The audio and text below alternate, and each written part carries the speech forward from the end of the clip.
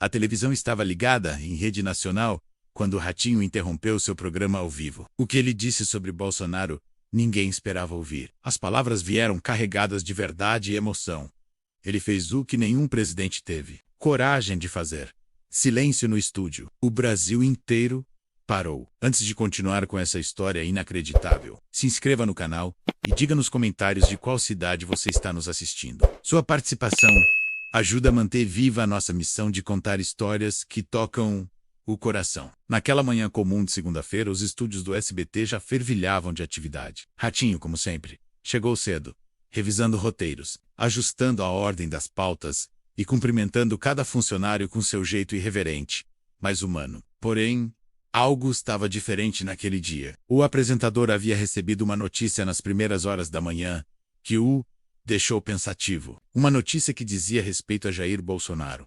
Era uma informação que vinha de bastidores, mas já ecoava com força entre os corredores do poder e dos bastidores da comunicação. Bolsonaro, em um gesto silencioso, havia feito algo completamente fora dos holofotes. Algo que não envolvia política, palanques ou câmeras. Ele havia agido como cidadão, como ser humano. E mais do que isso, havia ajudado uma comunidade inteira de forma anônima, com impacto real. Ratinho, ao saber dos detalhes, ficou tão comovido que decidiu jogar fora a programação do dia. Disse apenas: "Hoje, o programa vai ser outro." Sam, que a produção entendesse muito bem, ele pediu para abrir espaço. Queria falar. Sem roteiro, sem edição. Ao vivo. E quando as câmeras foram acionadas, o início do programa do Ratinho ecoou em milhões de lares. O que veio a seguir chocou o Brasil. Ratinho começou o programa de pé. As mãos tremiam levemente. O tom era diferente. "Olha, eu estou aqui há anos. Já vi muita coisa nessa vida. Já entrevistei de tudo. Mas o que eu vou dizer agora não é pauta de televisão e desabafo. Uma verdade. E eu vou contar o que esse homem fez. Porque ninguém teve a coragem de fazer o que ele fez. E ali começava a revelação que mudaria o rumo do dia. E tocaria o coração do país." Enquanto os telespectadores ainda tentavam entender a seriedade nas palavras de Ratinho, os bastidores do programa se agitavam. A produção estava acostumada com improvisos, mas não com aquele olhar. Ratinho não brincava. Na tela, o apresentador continuava: "Eu recebi essa informação hoje cedo. Liguei para checar. E posso garantir para vocês, é verdade. E é por isso que eu vou contar." O silêncio era quase absoluto. Ele então respirou fundo e revelou: "Tem uma cidadezinha no interior de Minas, que nem aparece nos mapas. E Dos Passos. Muita gente simples, esquecida, que vive do que planta. Há pouco mais de um mês, uma chuva torrencial destruiu praticamente tudo por lá. A água levou plantações, casas, estradas, pontes, ficou o barro, o lamento e o desespero." Ratinho fez uma pausa e olhou direto para a câmera. E ninguém apareceu. Nenhuma autoridade. Nenhuma ajuda. Só promessas. Só desculpas. Até que um caminhão com lonas, mantimentos, botas, remédios e combustível chegou na cidade. Sabe quem mandou? Jair Bolsonaro? A plateia fez quase em uníssono. E ele completou: "Não foi notícia. Ninguém mostrou. Ele pediu para não divulgar. Mas o povo gravou o vídeo. O povo se emocionou. Porque ali, no meio do nada, chegaram roupas, alimentos, colchões, tratores para limpar a lama. Não chegou discurso, chegou ação." Nesse momento, imagens começaram a surgir na tela do programa. Imagens reais. Imóveis destruídos. Crianças com pés feridos. Senhoras sendo carregadas nos braços. E então, os caminhões. E dentro deles, caixas com um brasão da República coberto. Apenas etiquetas escritas à mão com a palavra ajuda. Ratinho voltou a falar, agora com os olhos marejados.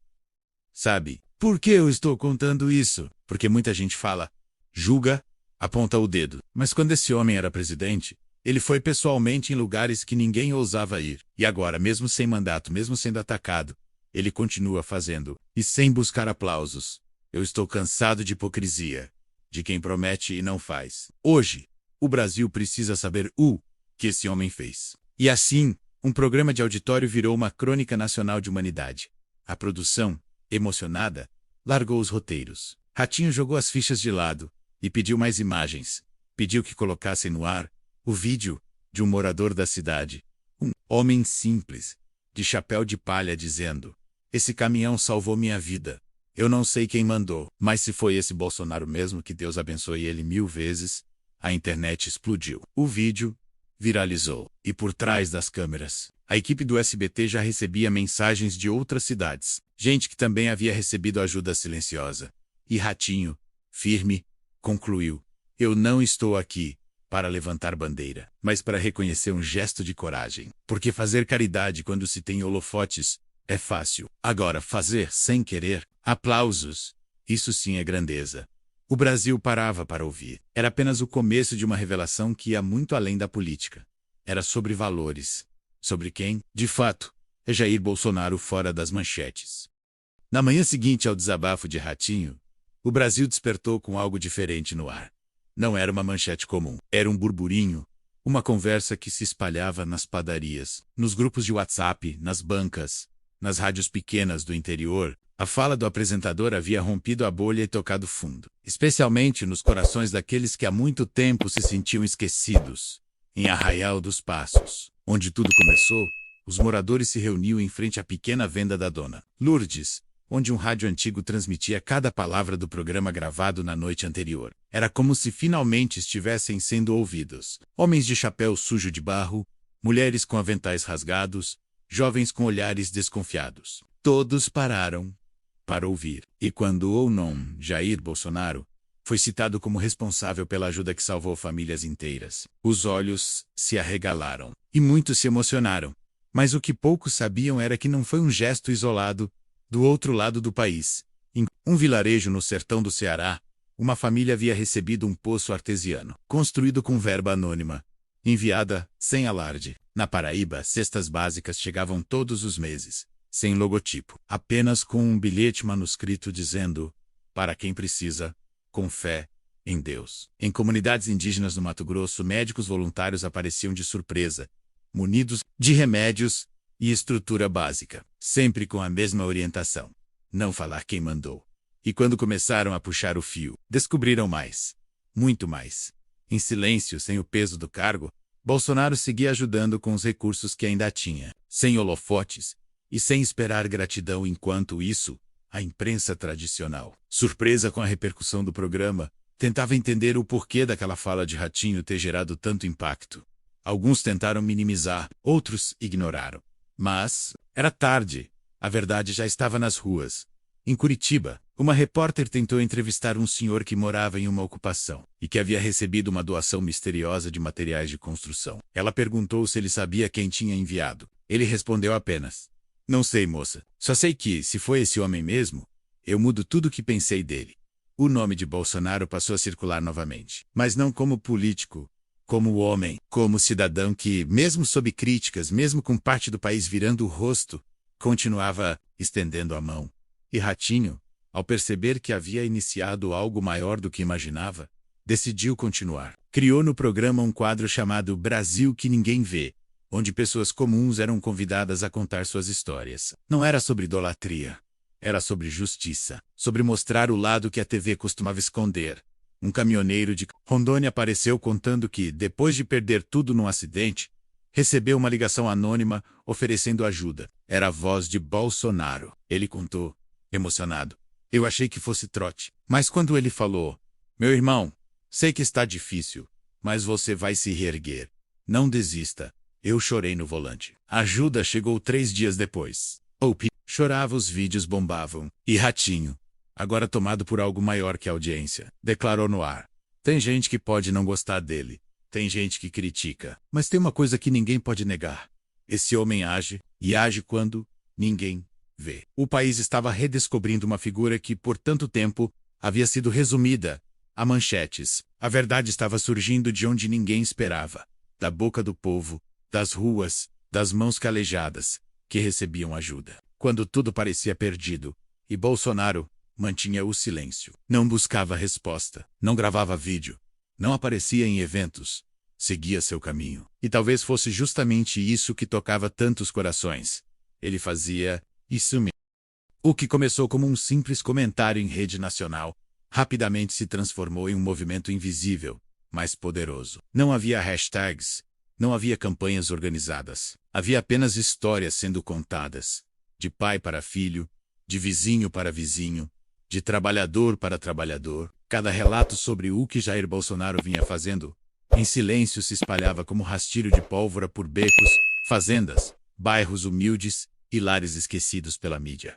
Ratinho, percebendo o impacto crescente, passou a receber centenas de cartas, vídeos e mensagens.